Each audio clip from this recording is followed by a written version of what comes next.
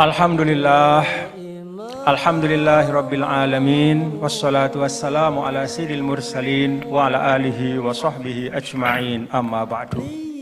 Selamat malam dan salam sejahtera untuk kita semua. Yang saya hormati dan saya muliakan para tokoh bangsa, para pemimpin kita semua. Yang hadir di tempat ini ada Bapak Menteri Agama Republik Indonesia, sahabat saya Gus Yakut, ada Al-Mukarram Ustadz As'ad Latif, dai kita yang selalu kita rindukan khutbah-khutbah dan tausiahnya, para menteri yang sebagian diwakili oleh staf yang hadir juga pada kesempatan ini, para kepala daerah, para tokoh umat yang tidak dapat saya sebutkan satu persatu, semuanya saya hormati dan saya muliakan. Pak Usman dan teman-teman dari Muslim Choice yang saya banggakan. Pertama, Gus Yakut dan Bapak Ibu, saya betul-betul tidak tahu bahwa malam hari ini saya mesti bicara tentang hal-hal kebangsaan.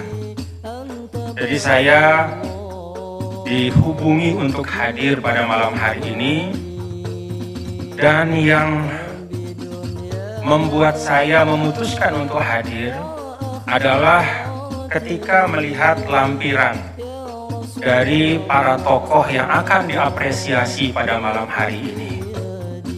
Orang-orang yang memang pantas kita apresiasi bersama, dan insya Allah prestasi-prestasi beliau semua yang akan diapresiasi dalam kategori yang sangat beragam, itu insya Allah menjadi cerita-cerita baik untuk kita semua bangsa Indonesia. Maka dalam kesempatan ini, Bapak Ibu, saya ingin menyampaikan dua hal saja. Yang pertama, tradisi untuk mengapresiasi orang lain adalah tradisi yang sangat Islami. Dalam perjalanan Rasulullah SAW, ketika beliau berdakwah di Makkah maupun di Madinah, hari-hari Nabi itu adalah mengapresiasi orang lain. Maka kalau kita lihat karakter dakwah Rasul, walaupun Nabi SAW, kalau dalam bahasa ringkasnya, tangan kanannya itu ada Al-Quran, kemudian di tangan kirinya atau sebelah kirinya itu ada malaikat Jibril. Dalam arti selalu ada bantuan dari langit untuk beliau.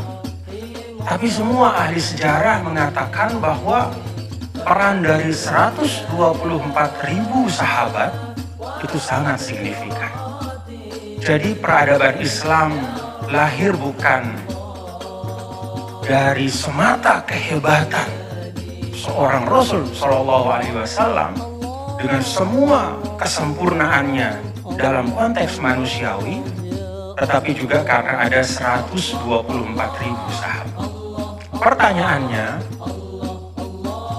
bagaimana Rasul bisa mengkonsolidasikan 124.000 sahabat dengan beragam latar belakang, baik dari sukunya, warna kulitnya, bahkan juga pandangan-pandangan mereka terhadap dunia, yang dari Arab dan non-Arab. Kita tahu ada dari Persia, dari Romawi, dari Ethiopia, Habasyah zaman dulu, tapi semua bisa dikonsolidasikan oleh Rasulullah SAW.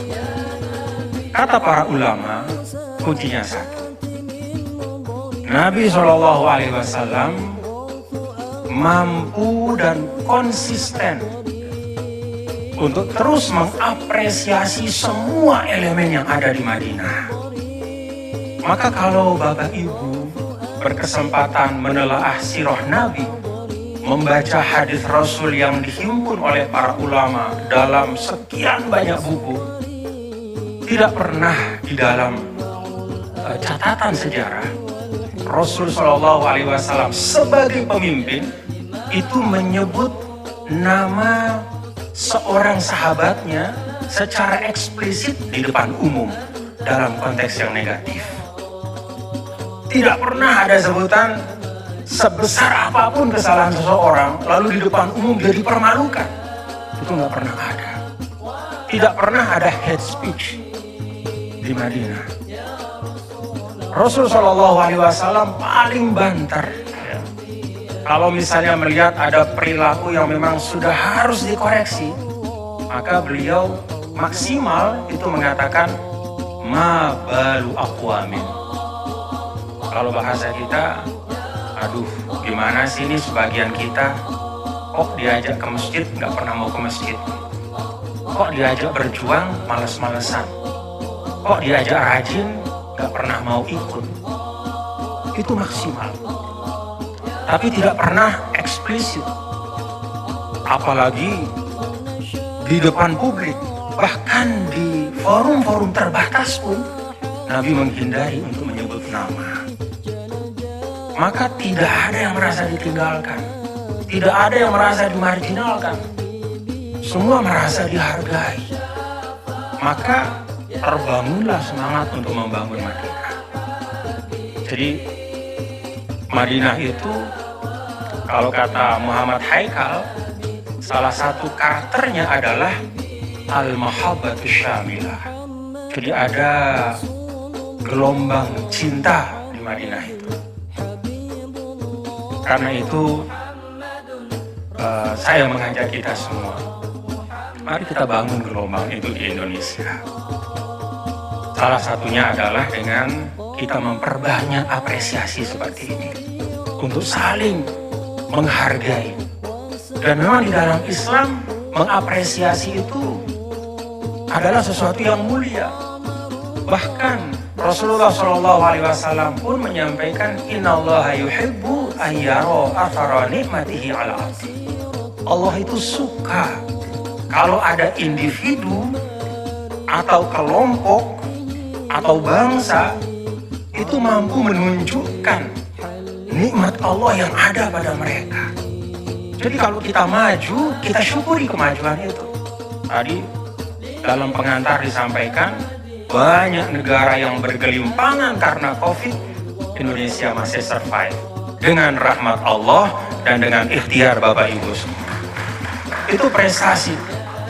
Banyak negara yang mencatatkan pertumbuhan ekonomi negatif bahkan berturut-turut sehingga masuk ke dalam jurang resesi. Indonesia alhamdulillah berkah dari perjuangan Bapak Ibu dan semua kita sebagai satu bangsa itu mencatatkan salah satu pertumbuhan tertinggi bahkan di dunia. Alhamdulillah. Jadi yang ingin saya sampaikan yang pertama adalah kita ganti hate speech yang banyak mengkontaminasi ruang publik atas nama apapun. Entah atas nama politik, atas nama ras, atas nama bahkan ideologi. Hate speech ini kita hilangkan dari ruang publik, kita ganti dengan love speech. Bahasa-bahasa apresiatif, bahasa-bahasa kasih sayang, bahasa dulu seperti teladan kita, yang kalau kita lihat di sini ada kata Muslim choice, ya kita merujuk kepada Rasul. Apa sih keteladanan Rasulullah SAW? Apresiasi mutual, respect di ruang publik. Semua orang punya harkat, semua orang punya martabat, semua orang punya kehormatan. Dengan itu maka kita bangsa Indonesia juga akan menjadi bangsa yang dipenuhi dengan kesyukuran, kebaikan dan mudah-mudahan keberkahan. Catatan tentang ini ya, saya ingat ada satu buku ditulis oleh Francis Fukuyama, judulnya The Identity, Identitas. Inti dari buku itu adalah bahwa ada yang lebih berharga